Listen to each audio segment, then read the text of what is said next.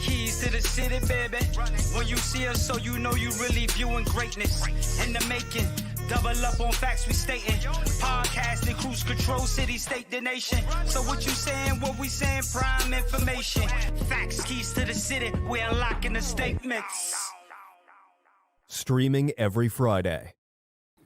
And ladies and gentlemen, we are back. Clovercrest Media presents Keys to the City. We're streaming on all social media platforms like Keys to the City. So comment, like, subscribe, follow, or share. Or you can check out clovercrestmedia.com, where we have many more podcasts like Keys to the City, or like we had Ethan on from this past Friday, Greek's Gridiron Sports Podcast. You got murder mysteries, you got documentaries. You have all of that all on clovercrestmedia.com. So check it out, follow it, like it, subscribe to it, or share it to any people that are more interested in podcast all around, or who wants to get into this field of work.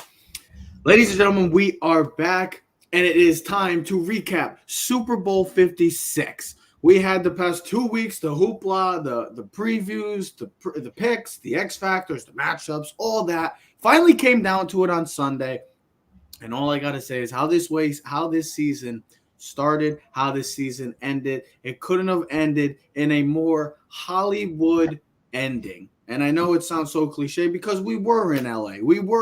That's where Super Bowl 56 was, but it felt like how this season played out for the entire, from start to finish, was just storybook and was just a Hollywood ending, Ted. Your thoughts, your takeaways quick. Then we'll get into some questions. What is our thought process of Matthew Stafford, Ted?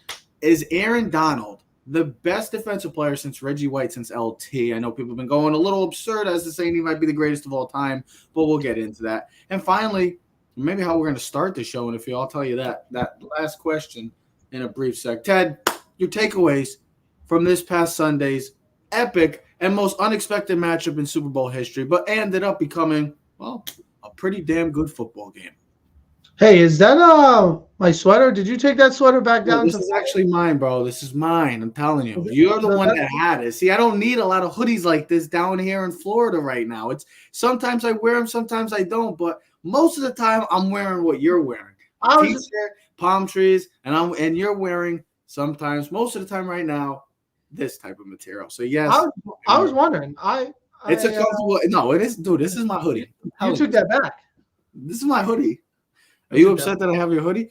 Or were you more upset that the Cincinnati Bengals didn't pull off the miraculous run? No. Listen, I told you before the show, I wish I had the dialogue that we had on Friday's show when I was up in Boston, just talking about what my prediction was and what I thought would really happen. Listen, the Bengals were playing with house money. It's a great story. I think a lot of people were rooting for them. The crowd, I think they said it was almost 60-40 Bengals crowd to Rams crowd. Yep. I think the 40% of Rams crowd was more just celebrities and hoopla and, for the halftime show and just people because they're famous and they want to spend their money and show their face. Of course. It's a great Super Bowl. I believe it was the highest rated Super Bowl and the highest rated television show in the past 5 seasons, which is good. The NFL Super Bowl this year was up 4% from last year. So that means people were excited. Now, listen, some people could say because of the halftime show, Eminem, 50 cent, 75 cent, $1, whatever. Dr. Dre looked good, Snoop. Everything was good. We're going to have somebody join us. Unless he decides to join us. Joseph McGuire, sorry. We wanted to start. You were running a little late, so we started without you. But I'm fine with that. I didn't, honest to God. You're not going to complain like Ted did the other time? Oh, no, of course not. At least you're not. Honestly, I didn't even know you guys were live right now. I was just jumping in. I was going to be like, hey, what time are we starting? No, I was breaking his Here we are. We're in. I was breaking his chops about the sweater. I was like, oh, that used to be in my closet. Now it's down there, but that's okay. Doesn't matter. Then I was just kind of talking like, listen, the Super Bowl ratings were really high. I don't know if you heard, Joe. It was the highest rated Super Bowl in the past 5 seasons. It was up 4% from last year. What did it say? Over 110 million. I have the numbers. So for the people that want to say that I'm not going to watch football anymore, and that whole group. Well, here's the thing: Super Bowl game is more than a football game, though. Hold on, but this is showing everything. This is the stats that you want to know: 112.3 million viewers to rank it as the most watched show in the past 5 years. So, if anybody wants to say football is, I'm not going to watch football. That's fine. It's still going to be the number one ranked show. Yeah, but COVID's almost over. Joe, Hey, Joe, are you giving breaking news right now? Do you know something that we don't know, that COVID is finally ending after 2 years? All right, No. enough of this. No, I'm not all going jokes down aside, I mean, yeah, I don't know if you guys are really paying attention here, but we are slowly going to have to start, and they're saying it in every state, even the blue ones. I know that'll shock some people, but they're lifting restrictions here in Connecticut at the end of the month. And you're seeing that all over the country. And we got to just start, we're at a point where we're actually in a good spot. Ted, Once the hospitalizations drop again, which is where we're trending. Listen, anything get back to normal. Well, listen, I've been living the normal life, but for the rest of the world, to have everyone back to normal where there's no like, hey, I don't know, I can't, mask. Well, let's just say this. Listen, it's just good to see things back. This has lasted just long enough that I've been able to transition to fully work from home, whether there's a pandemic or not. So we're good. Yeah, I mean, yeah. Listen, the country's in. Let's be a serious question right here. Listen, hold on, Joe. Let me ask you this. Yeah. Hold on, Ted. Since the pandemic should be coming to an end, are you going to shave your head? Because the last time you didn't have this set of hair and a beard like that. I actually trimmed my beard up a little bit the other day. Yeah, I just told my wife, I broke her the bad news. Like the hair's got hair's days are numbered. Trev, him and Donald LaGreca, because LaGreca finished last place in their standings. Breaking news: Joe Aguirre will be getting rid of the hair. My wife is screaming from upstairs right now, yelling no. So let's get no. Trev, hold on. Donald LaGreca too has to cut his hair too. So Joe, Ted, the question was, Trev just kind of, we're so all over the place. What else is new? Usually everybody does it. What's the matter? We got to follow the script sometimes. Well, that's what Joe taught us. Remember, there was a piece of paper. You had a headline. You had intro. You go with questions. You build something. That was 4 years ago, Joe Aguirre. This is a different Joe Aguirre. Okay. So with that being, go ahead. Yeah, Joe. listen. No, I was going to say, listen, Teddy. By all accounts, here's the whole thing, and this is actually what I did tell you. When you get started, I think the number one thing you need to do on a show, because you could talk about other stuff. Mm-hmm. You have to establish yourself. And I always say this, you're going to talk about sports, do a sports show. You knock me out with some sports off the top. Tell me how highly rated the Super Bowl was. Then we can BS a little bit, and then we can get into the actual sports. Because here's the thing, I don't know if you guys have seen, but the Olympics ratings are in the toilet. No one's watching the Olympics. I mean, after 30 years of the gold medal winners constantly popping for steroids, we've decided that collectively we're not interested as a group anymore. Yeah, I don't know if it's because it's in China. There's no fans, the timing. Listen, I've been watching. I saw USA men last night beat the Swiss in curling, so they advanced. The men hockey team plays tonight. They were 3-0 in their Class A bracket. They're the number 1 seed. They beat Canada. Let me ask you a question. Hold on. They're on at 11 o'clock tonight. Tomorrow, the USA women play Canada at 11:15 for the gold medal, if you're interested. But with that being said, Trev was asking the question, what do we I have a question actually for you guys, that going off of what Joe just said about a script. The script is, and I want to get into, because we talked about this last week, actually. Vernon Hargrave shouldn't have a job the next day. I would have put him on the bus on the way home right after he did that. Oh my God, that was awful. That was awful. So one of the most idiotic moments of Super Bowl history. But you were just talking about a script, Joe, and we talked about this question a week ago on our True or False part of the Super Bowl edition. It's about all we've ever heard is the script is, let's go through the draft. Let's build through the draft. This is how we get to the Super Bowl. This is how we win championships. That's been the script for the ongoing process. That's what it's been for the NFL, the ongoing NFL. It's recently, the past 2 years, it's funny. It started with the Tampa Bay Buccaneers hosting the opening season. They won a championship last year. The LA Rams are going to be doing it again this year. They're going to be opening up in SoFi Stadium as Super Bowl champs. And when the 2022-2023 season starts, they'll be hosting the first game of the season.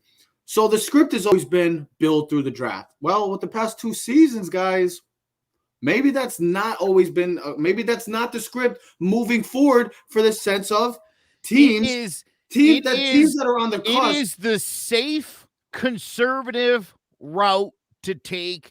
It's what you do when you're building long term. Yeah, only about 5 teams should do this, and about 26 of them should not. I think this is, here's the thing, and Teddy, you understand this because you're older like me. trades don't happen in the NFL. Trades in the NFL happen a ton. Okay, compared to the 80s and 90s, even the 90s, there are a ton of trades in the NFL. That was never a thing. That never happened. That wasn't even a concept. Okay, I mean, and don't forget, I mean, free agency is something that's only developed within my lifetime. Okay, so even that's kind of a newer concept. This idea that, you know, that's why there used to be 14 rounds of the draft. I mean, you had to literally build your entire team with college players. That's not how it works anymore. If you're the Bucs and the Rams, if you're the Browns, I mean, the Browns are like, let's take a look at this team. This crappy quarterback's got to go. A Matthew Stafford type might be the difference maker. That's when you go for it. And then you add a Von Miller and an OBJ where you can, because, hey, why not? So you got to be close. You got to be the Buccaneers a couple years ago. Got all these great pieces and a piece of crap quarterback in Jameis Winston. Get him out of there. Go get a goat. See what happens.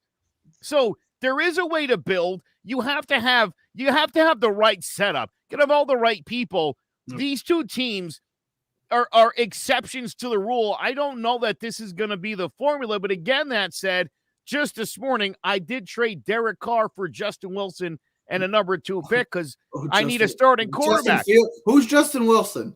Justin, well, you know who I'm talking about. Justin Fields, who the Jets are taking for the place for the Chicago Bears. I mean, I'm looking. He's on a roll. Let him go. I'm looking for an established quarterback on my fantasy team, right? And it's not going to be Wilson. I got Trevor Lawrence sitting there on the roster. I think he's still another year away from seeing any kind of success in the NFL. So yeah, I'm burning draft picks. I'm moving picks. I'm moving young guys. I know what Derek Carr can bring. Not a Super Bowl. I'm not saying that, but that's the guy that's going to give you about 4,000 yards, 25, 30 touchdowns. I'll take it. So again, I'm looking for the sure thing. A lot of guys in my league, like most of the NFL, they want the draft picks. But, you know, we see time and time again where guys don't pan out. I mean, think about 2002. You and your buddies, and you were like, dude, I want Cutler number 1. I hope you got him. You know, I hope you got Jay Cutler number 1 that year. How'd that pan out? You know, it's no sure thing. I think where you can go out and get a proven veteran who's still in his prime, who doesn't cost a fortune, it makes a sense to go that route. It's a proven commodity as opposed to, you don't know if you could get a superstar in college, put him in the wrong system, Teddy. He's not going to perform. Well, see, here's the thing. So we asked this question last week because I was getting into the overview of the game and everything. And I said, Joe, if we had my prediction from last week, it was almost spot on. I just had the score wrong. I said Matthew Stafford's going to lead the team at the end of the drive, and then Donald will probably close it out like the 49ers, and they'll win by a touch. And I said like 30-23. They won by 23-20. Whatever. We'll get into the game a little bit.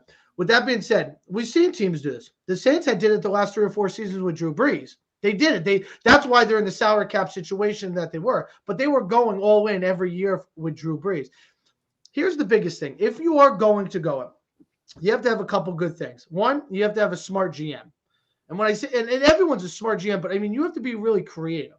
You have to know when and where to pick your spots of who you're trading for, what you're giving up, and know. Then you also have to have, and I'll say this with the last 2 teams, what I noticed, you have to have a strong base. And when I say that, you have to have a strong locker room or coaching staff. Strong core. So here's the thing. The Buccaneers, right, they had all the talent. Yeah. What they didn't have that leadership was a true leader. And with Tom Brady's respect, everyone respects him. Don't have to like him, but they respect him, bro. And when he speaks, it's like God. They listen to him because they know. Now, Bruce Arians is a very vocal coach, is well respected. So you have that base, right? Now look at the Rams. You got a guy like Sean McVay. Players they really respect Sean McVay. You could see it.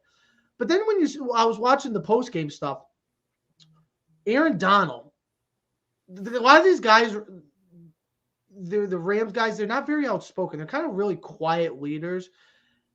And they just lead, and there's such a respect. Because even Von Miller was talking about Aaron Donald, and Aaron Donald was talking about, he don't care if he gets his, as long as his team gets the win. And that's something like, if you're a team, You have to have a good base. So you have to have a good locker room. Now, you would say, like, the Cowboys should go all in, right? But do they have the base? Do they have the coach that's respected? Do they have the leaders on that team where Do they have the right culture? You bring a guy in, a superstar, or it's not going to throw the dynamic of the locker room off. All right, that's the big. Matthew Stafford coming to the Rams was not a big. The biggest ego guy that they brought in was maybe Jalen Ramsey. I mean, Beckham too, but Beckham understood what he was getting himself into. It was a one-year deal. He was trying to prove it. All these guys like the Ramsey and Beckham that you want to talk crap about, they just kind of followed the lead and they just went step by step. You never really heard a lot about Jalen Ramsey. You never really heard his mouth. Like, he just kind of just played the game. Like, there was never any big mouths on the team. But that's the difference between Jacksonville and LA, the locker room and the foundation. Now, if you want to look at a couple teams, who's a couple teams that really need to go all in? That's the question. Like, Green Bay has not gone all in, and they're in the position they are in. The Saints went all in every time with Drew Brees. He wasn't good enough. I don't think, They made every move possible. They traded up in the draft. They gave up draft picks. They paid guys. I think their weak point was right. Meanwhile, the Packers were like, at that time was Drew Brees. The Packers were like, we should draft for the future. Should get Jordan Love now while we got time. Here's what I'll say. I have a picture, and I sent you guys in the thing. The Rams traded Jared Goff, a 2021 third pick, 22 first-round pick, 22 second-round pick, 22 third-round pick, 23 first-round pick. What did the Rams receive? Matthew Stafford, Von Miller, and a Super Bowl ring. Guess what? I don't care about those draft picks. That Super Bowl ring. I mean, the Giants were riding that sailboat for years. And then it got to a point where eventually you go back, but who cares 5 years down the road? That you can ride that. And guys want to win and they see what you build there. It's something special. The Rams have something special there. Tampa Bay had something. I think if Brady came back next year, they should be one of the front runners to win the Super Bowl next year. With the talent they still have on that team. I think the Buccaneers are an elite quarterback away from being in a Super Bowl next year. Here's my thing, my two stories about these Bucs and Rams, how they went all in. I mean, the Bucs, we always talked about it. They had the talent. They had some of the greater talent in the NFL. They just had that maturity that they were missing, and they got the leadership. The Rams were different. The Rams had the maturity. They had all the leadership. It was just they were missing the quarterback. We ultimately figured out now that Matthew Stafford, like we've been talking about all year, but it was always a question mark next to it. Was Matthew Stafford was the missing piece? I guess we can answer that question, that Matthew Stafford was the missing piece for the LA Rams to winning a Super Bowl. It happened on Sunday, and you just look at teams like we were just a couple teams. Denver Broncos. You're right there. You're in a division that you're not going to win if you don't have a quarterback. You got to deal with Justin Herbert. You got to deal with Mahomes. Got to deal with Derek Carr. Derek Carr is probably the worst of the three, and he's a top 12 quarterback in the league. The Eagles, another team, knowing that the NFC could be wide open next season without Russell Wilson, without Aaron Rodgers, without Tom Brady. That's going to be a wide open NFC. So a team like the Eagles go all in. A team like the Titans should be looking into options. Maybe a team like the Vikings as well, where that's wide open. Some teams, you have to make this move because you've seen the past 2 years. Yeah, the draft works. Don't get me wrong. The Bengals, how they drafted, and these next 7 rounds should be very simple. Go get offensive line and get secondary help. Plain and simple for making this team get a chance at a repeat. My thing is that you see these teams that are on the cusp. Are they willing to go trade their draft picks like the Eagles, trade their first 3-round picks for a guy like Russell Wilson, for a guy like Deshaun Watson, a guy like Aaron Rodgers, or a guy like maybe Kyler Murray? Yeah, I'm taking that chance because of the past 2 seasons, what we've seen in general. This all-in approach. You imagine Russell Wilson. Imagine Russell Wilson going to Tampa Bay. How the Bucs looking next year? I mean, with the missing pieces, that they could lose Godwin, they could lose Ndamukong Suh. I mean, Brady's gonna, but they still, if they could get, they could also go out there and they could also and have shown a propensity lately to go out there and replace those guys. What I saw last week, they're interested in Russ and Deshaun Watson. So those are 2 quarterbacks that if you do go trade for those guys, whatever draft picks you have, yes, you go all in because you're still in that tier of, we got a chance to win another Super Bowl. Yeah, Brady might not be here, but we still have a chance to win another Super Bowl. I think the teams on the cusp should take a pager out of the Bucs and Rams because it's worked for them. Why can it not work for you guys?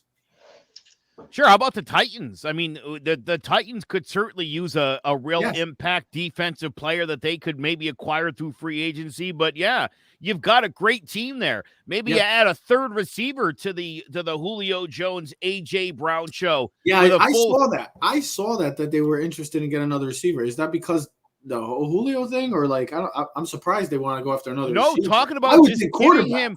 No, you know what it is? And again, I think you really saw after the OBJ injury, we talked about those wide receivers for the Rams, and you look at their roster at the end of the day, you look at all the names down there, and you're like, that's some depth. Mm-hmm. But when the game was happening, you didn't feel like there was a lot of depth at Rams wide receiver. And it's a couple of drops, you lose faith in guys that can't make plays. We all thought maybe Van Jefferson would have a big moment or play a bigger role in this game after the OBJ injury, especially. Why not? Nothing. Mm-hmm. So, again, sometimes it's not just enough to have a Darius Slayton and be like, well, I mean, he had almost 1,000 yards. He's great. Well, is he? Or was it more opportunity came up and he made some plays? Because when push came to shove, that guy wasn't that great. So, yeah, that's why it makes all the sense in the world. Tennessee, they should go all in. Whether that means replacing Tannehill with one of these guys, a Watson or a Russell or somebody, or getting him another weapon, but they need an impact player on defense in Tennessee if they really want to be serious. That's what they really need to turn the tide of a game, a playmaker. Ted? No, I was gonna say I better hurry up and get all my words in before my internet just decides not to work. You guys always. I'm ready. Mine's been great. Yours always works for everybody else, but Joe's is like, the Keys boys are. I don't know if it's the computer, the internet. I mean, Xfinity. You stink. Okay. Oh, we're $170 for 1,000 megabytes for it to be crap. Yeah, I know. We have the same issue going down in Florida too. I'm so aggravated. Okay. Overall, Super Bowl was good. All right. Like I said to you before, I thought the defensive line of the Rams would take over, but you were getting to a point before I got cut off. Matthew Stafford on that no-look pass, Jared Goff doesn't make that throw. He doesn't fit that window. He doesn't have the cojones to make that throw. Listen, Stafford wasn't great.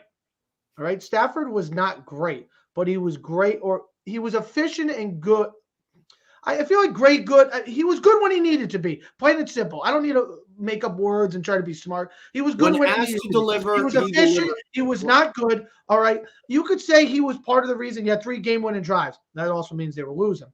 You could say that the Rams are somewhat lucky to be Super Bowl champions, but you know what? Go through every Super Bowl champion.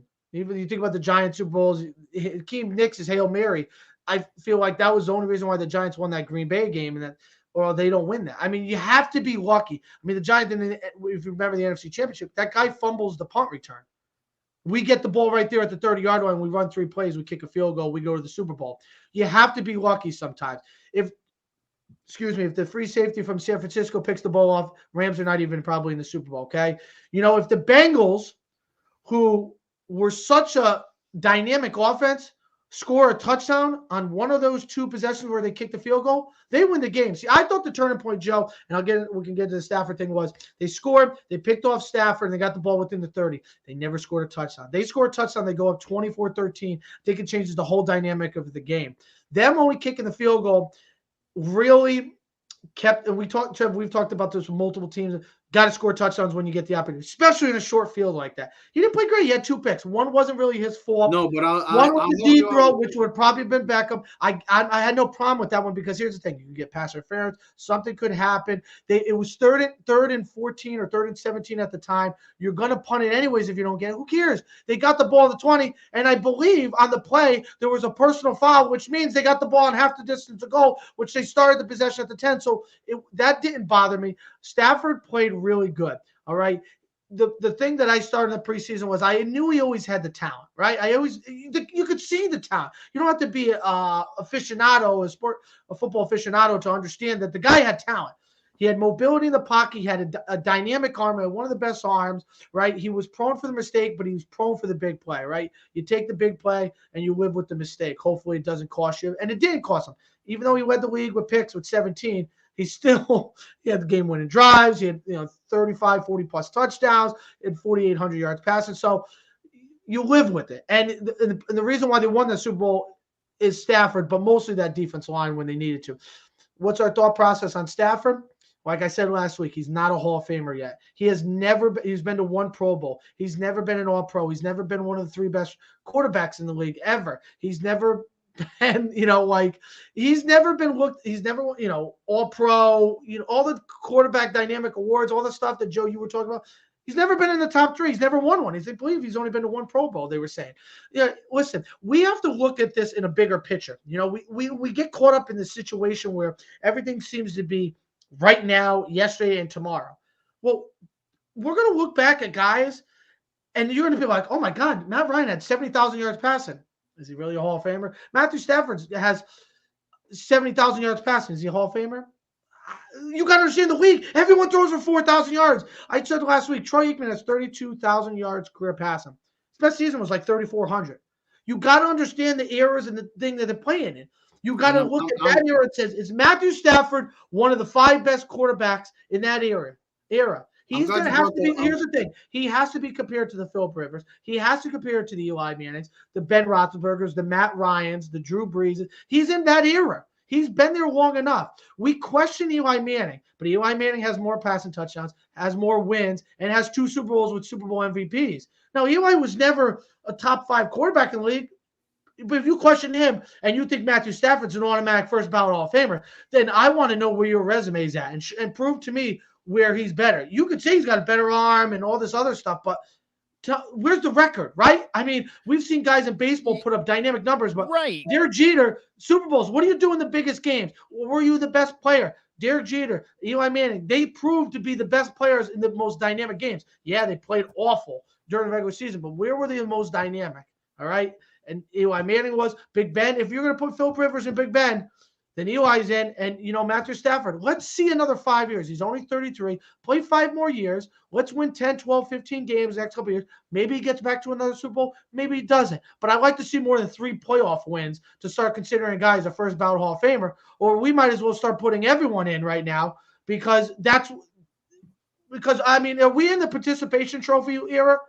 I love what Richard Sherman said, Joe. I don't know if you saw it. I was just going to say, go ahead, Trev. Richard Sherman, Joe, and I'll get you right off of this, based off of this. So Richard Sherman chimed in on this whole Matthew Stafford because all of a sudden I guess Matthew Stafford is a first ballot Hall of Famer now.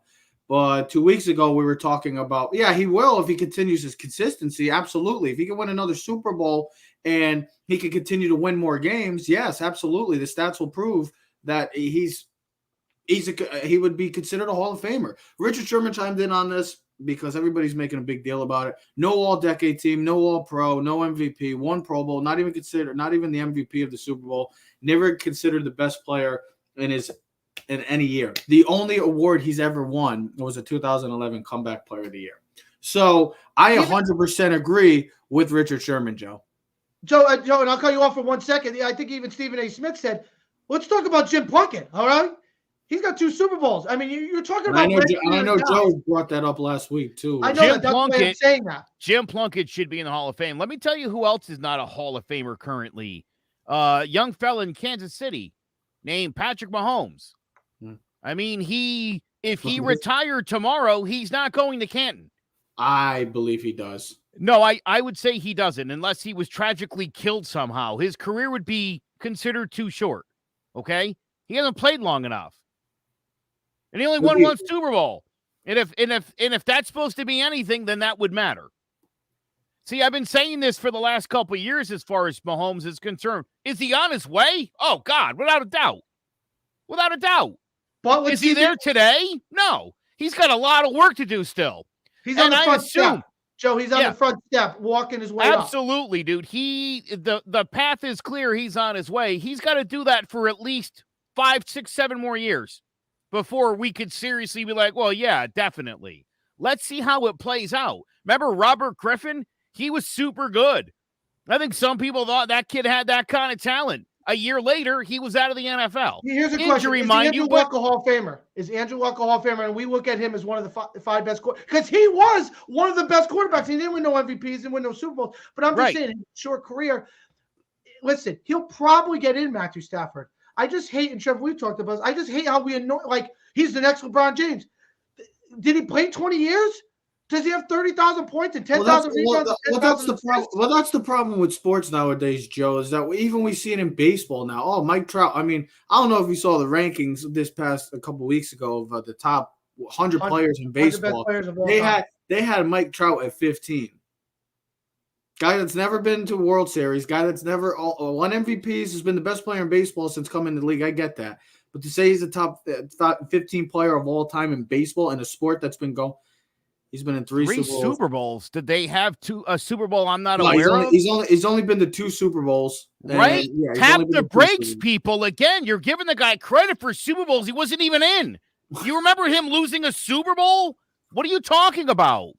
No, going to a Super Bowl doesn't make you a Hall of Famer. Winning one, Doug Williams won one. He's not in the Hall of Fame. Trent Dilfer won one. So cut the crap out. If you come on with the comments. That's what Joe. No, hold on. The comment section. Get your game up today. Pathetic. I don't even Absolutely pathetic. I don't even know who's. Let's get serious now. What happens in all sports. You got to do this for more than 4 or 5 years. Consistently good. And here's the thing. Dan Marino's in the Hall of Fame. Why? Because of the unbelievable numbers, right? Well, but he never won a Super Bowl. The Dolphins were in the postseason year in and year out for his entire career. His numbers year in and year out were great. What makes that more fascinating? He had no running game, he had no defense, and he was doing it in an era where you couldn't just toss the ball up to one of the Marx brothers and get pass interference. Ronnie Lott would be ripping your friggin' helmet off while you were catching the ball. No flags on the play. Different game. So for anybody who doesn't understand football, you've been watching it for 10 years, so you know everything, I got news for you. Different game, different sport. Because everyone puts up 4,000 yards and 30 touchdowns. If you don't belong in the NFL anymore. Joe, 100% agree. I think the most impressive season or career in the history of the NFL, I know he doesn't have anything. He didn't win anything.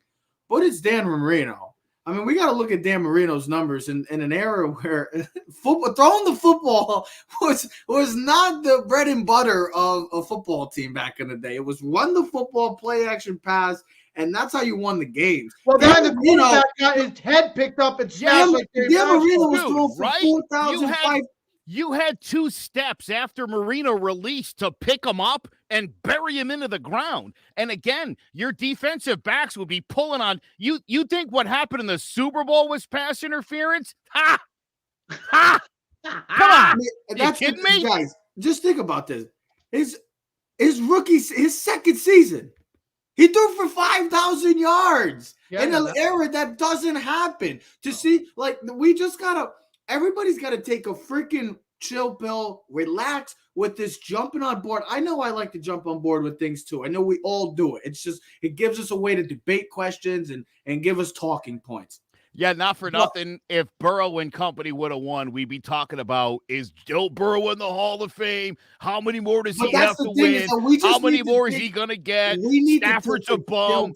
That whole dude, right? If that game would have ended differently, we'd be having a very different conversation today, and I'd be saying the same thing. Hey, great for Joe Burrow, but let's tap the brakes. Let's see if you can't build some stuff here. We need the consistency in today's NFL, and in a league where everybody wants to say, "Oh, well, he had the greatest season." I get it; he's unbelievable seasons for receivers, running backs, but it's a whole different ball game, ladies and gentlemen. The league is predicated on helping the offense. Literally, this is. I'll blame it to him, and it's a good thing. This is the Mahomes factor, guys.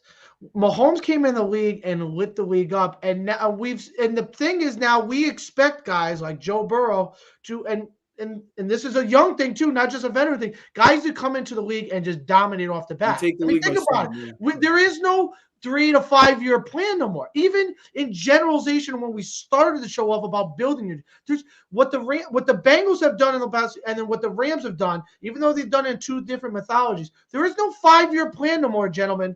This is a win now mode, 2 to 3 year plan. You cannot wait.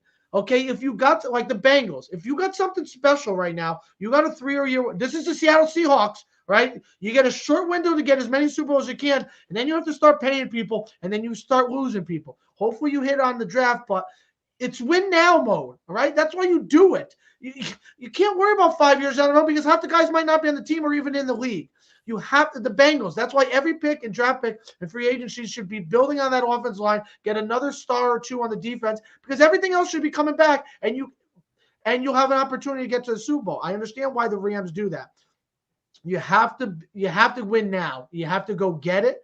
All right. The game is different though. Mahomes came in his first year, he's throwing for 5,000 yards and 50 touchdowns. Like that, like we expect that now. Like we're Giant fans, so we're so hard on Daniel Jones because when you look at guys like Burrow and Herbert and Josh Allen, now Lamar will struggle, but he's still, you see the dynamic. Kyler Murray, they come in and they just literally take over the league. And by the second or third year, you're like Hall of Famer, MVP. Like that's where the domino effect has really come. Stafford, listen, legacy, he's well liked. Okay, the guy is well liked by a lot of people in the league. I mean, you saw Detroit fans praising him, the Georgia Bulldogs fans, the Rams fans. He's well respected. We're talking him like we're knocking him. All right, he will eventually probably make the Hall of Fame. No, I don't. With that being said, though, I love how one postseason run. Here's the thing. I think if Eli doesn't have 2 Super Bowls, he's not a Hall of Famer. But because he did it twice, here's the perfect. Hold on, he did it twice. He did it against Tom Brady, and the way he did it, I think elevates him not as a first ballot. I don't think he was a first ballot, but eventually through his 10 years, he will eventually get in the Hall of Fame.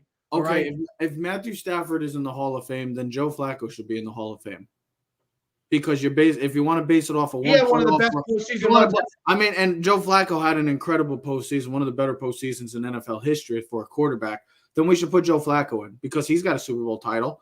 Now, I know he was with the Baltimore Ravens and they won, and the Baltimore Ravens have been a consistent franchise in the NFL, and Stafford was the Detroit Lions, but his playoff run was better than Stafford. We're not talking about Joe Flacco as an MVP. We did, or as a Hall of Famer. We did. I think Joe Flacco has a winning record for his career too. Oh yeah, I know. I get that. Yeah, because he definitely does. But it helps when he was. He was winning like the thing. If we're here, Joe. I'm not, yeah. I don't want people to think that we're knocking Stafford. No, we're not. I didn't like Stafford before the season, and I've been knocking the guy for years and questioning how good he was. But listen, now he's Super Bowl champion, Matthew. But doesn't it just go to show, and we talk about this a lot, but if you put the right weapons around somebody and you give a guy a defense with 3 or 4 future Hall of Famers on it, and you load him up with some of the best weapons in the league, that's how this works. You're supposed to. Again, that's why, right? Listen, if you're drafting right, you're developing right, you go out there, you sign the right free agents, you make the right trades. When it's time to make the move, you make the move. Mm-hmm. The aggressiveness of the Rams, I think, is nothing short of genius. You know, they slowly, methodically sort of figured out the problem. And then, after 2 years, it was like, that's Goff, get him out of there. And they were dead right with that. And everything they did after that and adding OBJ and Miller was genius.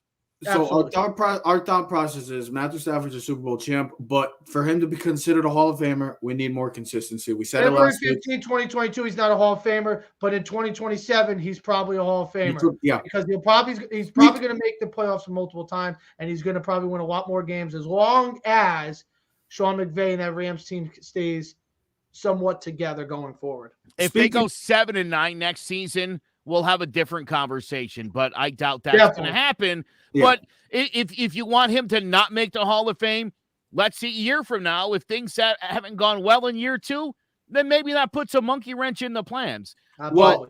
But I do think that this guy, and I think especially over these next couple of years with the Rams, if this guy's on the cusp of the Hall of Fame, I think he'll eventually compile all the right numbers. Maybe they get to another Super Bowl, win or lose. That'll certainly go a long way, but I think he can get himself in there.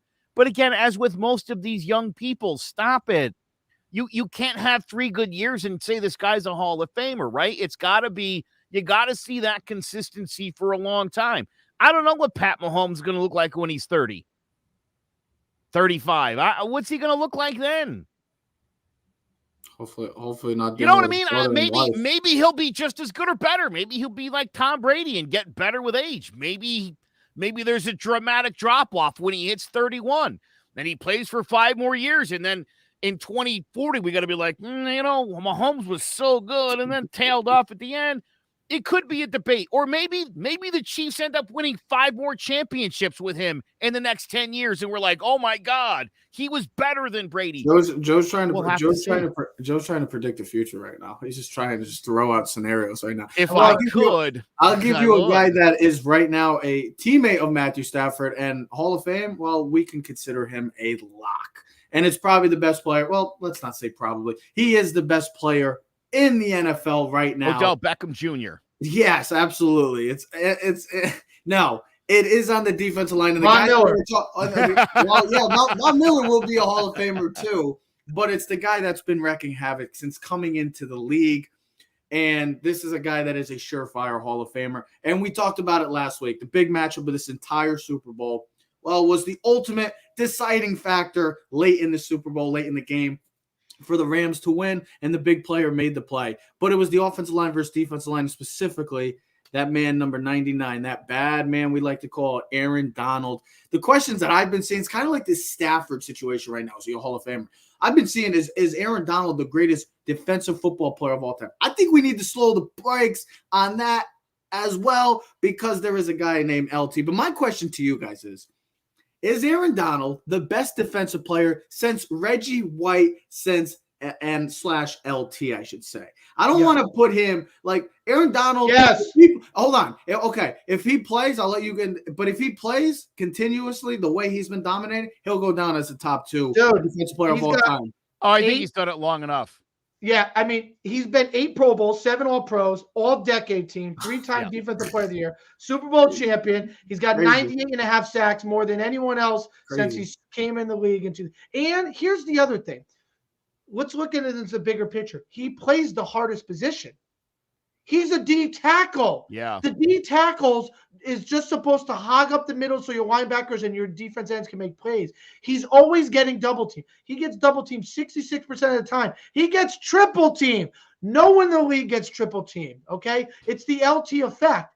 But he does it from the interior defensive line, which is so much more harder because there's so much more crap in the middle of the field and between the interior linemen. And the way the game – think about this too. The game has changed. We talked about in the quarterback. Let's flip the script. The game is all offense. It's all offense. It's not about the defense no more. So for a guy to dominate the way he has consecutively, this is what Hall of Famers do year after year after year after year. That's what makes him a Hall of Fame. That's what makes him the best defensive player in the football. That's probably the best. I'm trying to think. Ray Lewis, very dynamic. But what Aaron Donald does at the defensive line position, at the D tackle, he wrecks everything. He literally wrecks everything. Hey, Teddy, how about the fact that most DTs aren't 3-down guys, or sub in a lot? You know what I mean? Yeah. Like they don't lead the team in sacks. They don't lead the league in sacks. They don't lead the league in pressures. They're not the best player in the team. I think he had 20.5 sacks last year or something like that. Just ridiculous, Joe. Yeah, this guy. Yeah, listen, I watched Bruce Smith play. I watched Reggie White. I watched LT's entire career. Ray Lewis. There's Deion Sanders. There's a handful of, truly great defensive players. Here's the thing. You can throw away from Deion. You can't get away from this guy. He's right in the center of your offense. He literally ruins everything. If even LT, you can always run away from DJ Watt. You can run away from him. You can chip him. You can do different things. You got nowhere to run. He is everywhere. And he's so good. And I saw the thing. They put up his numbers, speed, quickness, strength. We thought Warren Sapp was good. He's so much better. What were you going to say? I was just going to say, I'm glad he won a Super Bowl. I'm glad he was on a national stage. Should have won the MVP. Oh yeah, Or yeah, at least 1,001. I put money on it. or- It would have been a pretty big payday if he would have taken it. I thought for sure, dude. I mean, really, Him or you Cup know, should have been. Yeah. both MVPs. the way that game went, it would have been the right thing to do to give it to Donald. I mean, he came up big. You know, listen, in the third quarter, that defensive line, boy, from the third quarter on, even when they didn't make plays, and even when Burrow made plays down the field, though, they were still. I mean, they really did dictate that football game. Second half. In a way you don't normally see that, That especially this play day where and he age. pushed Stafford out of bounds.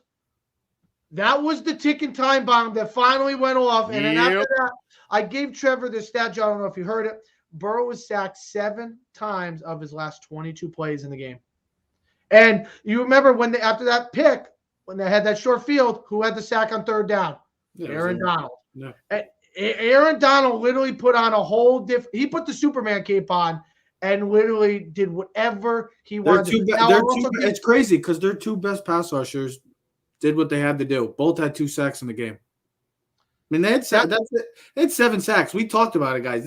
That was the main. It was the main. We didn't want to talk about it as much because everybody was talking about it, but it was the ultimate deciding factor. We knew it was going to be. It ended up becoming a reality with that. The offensive line held their ground for about a little over 2.5 quarters, and then really, like you said, Joe, after halftime, the Rams defensive line said, "What are we doing, guys? We're playing fiddlesticks with them. We're better than them. Raheem Morris changed the scheme too. And they changed. They made adjustments, and I give credit to Sean McVay and Raheem Morris. They made adjustments, and it really helped out and was beneficial to the Rams' success in that game. But having their 2 big Hall of Famers, Donald and Von Miller, coming in clutch and really dictating that game in the second half, it was just. I mean, that's what you ask for in every game. You ask for your big players to step up. Matthew Stafford stepped up when needed. Von Miller stepped up when needed. Cooper Kupp stepped up when needed. And Aaron Donald stepped up when needed. That's why the Rams are the champions right now. But Aaron Donald, quite frankly, I mean, he's in a league of his own. Him and TJ Watt right now, to me, are by far the 2 best defensive players in the NFL. But everybody wants to say this man is the best defensive player of all time. I always want to say just pump the brakes because LT literally changed the way we look and value edge rushers nowadays. You don't ever overtake a guy that literally dictated the league like that. Won an MVP, won a league MVP as a defensive player. You haven't seen it since, and you may not see it. The game is different, and you may never see it again. You may never see that again, especially in today's league. So, Aaron Donald, don't get me wrong. If he continues to play and he's possibly considering retirement, let's not hope not, because we want to see that man playing for the next 10 to 12, at least next 6 to 7 years, dominating the league. But if he continues to play this way, he'll go down as a top 2, top 3 defensive player of all time. But right now, is he the best since Reggie White, LT? I say yes, but he is not a top 3 yet of all time. He's not in that class yet, but he is on his way. It's right on the cusp. Because he might be the greatest interior defensive lineman of all time. I could definitely, I would put him in my top 10 list for sure. For defensive players of all time? Yes. Okay. Ted, yes. Where would you put Donald? I got to look at all the defense. Well, if you could I'd put him in the top 5. I'm telling you, dude, just thinking about the guys. Just think about the guys I've seen in my lifetime. Again, LT, Reggie White, Derek Thomas. Yeah. I listen, I get it. All the linebackers from the 80s. Kevin Green. I know. I mean, Ray Lewis. Chris Coleman. Deion Sanders, Reggie White, Bruce Smith. I mean, you can go on and on. I just think when you look at an era where the game is so offensively driven, where the defensive guys are behind the 2 8 balls, and for him to dominate the way the game is, here's the thing. He's an undersized D tackle, and what he's doing at his position makes him so dynamic. Plain and simple, 3rd and 1, he literally held the lineman up like this, grabbed the running back, and tackled them both for the stop. And then on 4th down, was offsides and decided to just take Joe Burrow and toss him. And I mean, he sealed the game just like he sealed the NFC Championship game. Literally sealed. I mean, if you want superstars to show up at the biggest time, they showed up. Cooper Kupp, game-winning touchdown. Aaron Donald shut down the rest of the game. Goes, all right, Mariano time. Enter Sandman. Game over. He did it to the 49ers. He literally did the same exact thing. He literally said, I got you. Just ride my back. I'll take care of this. Don't worry. There's not a thing anyone can do about it. And the Bengals knew it too. That's what I got to go. But the Bengals knew there wasn't a thing they could do about it. Because Joe Burrow's average pass time was 2.41 seconds. It was the fastest time he's thrown all season. The only person that threw faster was Big Ben. One time was 2.39.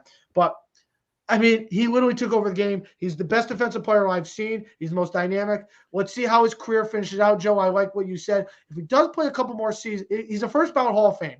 But if he plays 4 more seasons, say he racks up like another, 40 sacks, has 140 career sacks at defensive tackle, a couple more all pros, couple more, who knows, defensive player, 5-time deep. You're going to be like, all right, dude, this is the best defensive player ever. Literally, in an era where it's all offensive minded. He's in that. He's on that era. And here's the thing. Teddy, too, listen, the importance of the interior lineman with the quick drop back, you need that pressure up the middle so much more now than ever before in the NFL, and he does it better than anybody now. And I'll just say one last thing. I'll end it on this. When we talk quarterbacks, we talk running backs, we talk a lot of the positions, right? You're like, oh, I'll just use this for example. Tom Brady's number 1. Well, who's number 2? You can argue that, right? When you talk best defensive player, well, first of all, you talk his position, then you talk best defensive line. There is no one even close in his hemisphere. TJ Watt is the only guy that's floating in that somewhere in that ocean. He's the number 1 defensive tackle, defensive lineman. Then who's the next best one? You don't even know. Yes. You don't even know the gap because it's so far, and that's what speaks about his greatness. You go to all the other positions, you could argue today and night about who's the second best or who's the top guy. You can't argue who's the best defensive lineman or best defensive. I mean, maybe this year TJ Watt, but consistently. You can't argue. The gap is so wide, and that's why it speaks about greatness. How well do you separate from your peers? Ask any NFL player. They'd say he's the best defense. Half the NFL would say he's the best player in the league. If you got your colleagues and people speaking like that, half the league, I would say more than. Listen, I don't think you can underestimate the fact that he's doubled and tripled team, as you said, 60-something% of the time, which allows his teammates to also make great plays. And when you look at it, of course, at his numbers, you wouldn't think that. You wouldn't think this guy was double teamed 66% of the time. And I think, again, that's what makes it extraordinary. Not for nothing, as good as Watt is, it doesn't really make the guys around him great. I think listen, his pressure makes everyone better, but he's good. Don't disrespect TJ Watt. He's great. But that man is tied for the sack record lead now of all time. So I don't want to hear nothing. And he did it in a shorter season for himself. He was injured too. So TJ Watt seasons are longer now. No, but he was out. He was out with injuries. He missed a couple games. Don't hate on a guy that man is special. Those 2 guys are special. It's just funny. I want to close out with this. The Giants had the opportunity. It's funny. The Giants have both players on the Rams. Hey, Trev, and you got to go get your kids. Joe's got to go get his kids. Right? I gotta go to work. You gotta go to work. Joe's gotta go. All right. Joe's the wife is saying Joe's gotta get the kids. So Joe, if you have to go, you could go. This is your chance. If you want to go, what's the last question? Both gotta go. But like I said, it started like a Hollywood beginning. Throughout this season, it was Hollywood, and it ended in Hollywood fashion. Ladies and gentlemen, what a season it was, a historical season, a season we'll never forget, by the way. The last 7 postseason games ended in 3 points or less. And that halftime show was off the charts. The halftime show was great, too. I enjoyed it. I felt like I was an old person by watching that, just because that's what I grew up on. But it was an unbelievable season, an unbelievable Super Bowl. Congratulations to the Los Angeles Rams on being the new Super Bowl champs. We have a lot more to talk about. Football offseason has officially begun. We got the NBA All-Star Week. Me and Ted are going to be doing our drafts, Team LeBron, Team Durant, and plus we're going to start talking some baseball. What the hell is going on in baseball? What are they doing? Are we going to have a season? We'll talk all about that. A lot happening. Ladies and gentlemen, Clovercrest Media presents Keys to the City. We are streaming on all social media platforms, so follow, comment, subscribe, like, or share. Clovercrest Media presents Keys to the City. We are out. Yeah. Keys to the city, baby. When you see us, so you know you really viewing greatness in the making. Double up on facts we stating. Podcasting, cruise control, city, state, the nation. So what you saying, what we saying, prime information. Facts, keys to the city, we unlocking the statements. Streaming every Friday.